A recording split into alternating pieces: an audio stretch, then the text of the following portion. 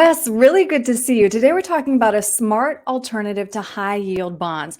I don't need to tell you this or anybody, but 2022 was a brutal year for investors. And a lot of us may not realize there are strategies that a lot of the pros utilize, which are a great complement to traditional stocks and bonds. So today we're talking about structured notes. Can you just tell me first, what is a structured note?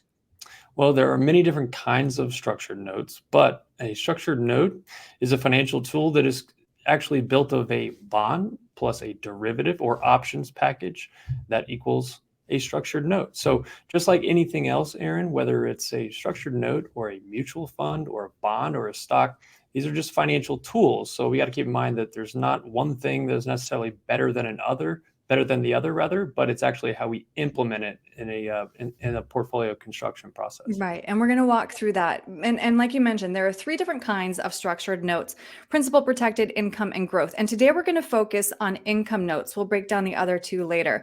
But as we look at the relationship between return and risk of these structured notes, again, Wes, let's focus on the middle there: yield or income notes. What are they?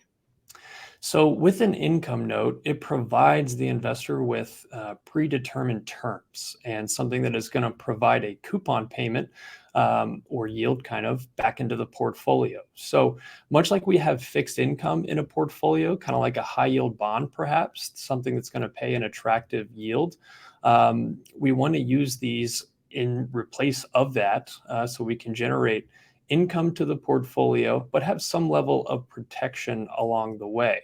And most of them have about a 12-month term, and they provide protection based on usually three underlying indices and the ones that we use. So as an example, Erin, we could have an income note that has a 12-month term. It's issued by a very large bank, and maybe that term is, let's call it 8% coupon. Well, over the course of that year, that 8% coupon, the pro rata amount, is going to be paid on a monthly basis.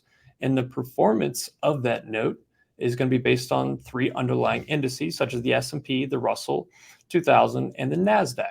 Well, it has one level of protection, and that's usually observed on the maturity date. So 1 year later, if it's not already called in between then. So as long as the worst performing index is not down 30% or more, where an income note can come into play is provide return of principal at that point, plus the investor has collected the interest along the way. So it's been a useful tool to create income and kind of use something different than just a traditional bond.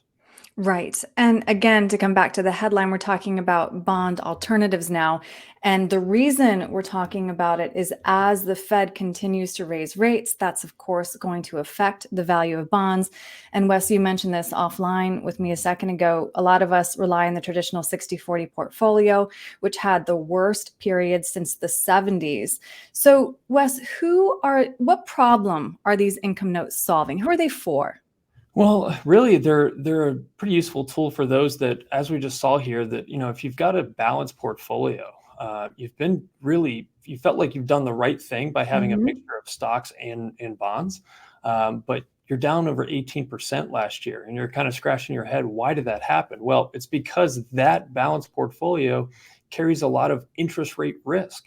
And this is something that our team here, in conjunction with Brookstone, has been working to build portfolios over the last couple of years to be prepared for that sort of thing. So those that have interest rate risk in their portfolio, it can be an alternative by using an income note to replace a portion of it. We're not saying all, but a portion to diversify and having some unique risk return opportunity there, because a structured income note does not have interest rate risk. And oftentimes it will have a payoff that is a little bit better than what, say, a high yield bond might provide. Mhm. Okay, so Wes, I know that it's very important to you to make sure that your clients and everybody understands what they're investing in. So I think it's really important that we talk through the risks of structured notes. What do we need to know about them before investing in them?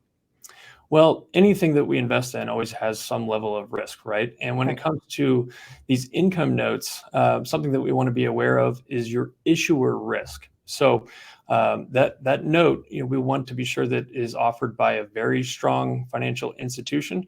And we also have some market timing risk there too if we're not careful, which is when you invest in a note, you could be linked to a point in the market that's at an all-time high, perhaps, right?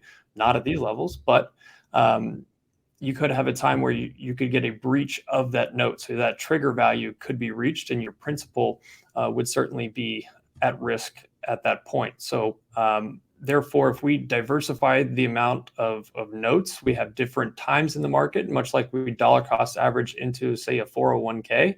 Similar concept there, because we're timing the market or not timing the market, but we're linked to the market at different times. Plus, we're likely to have many different issuers, which is really important to have that over time.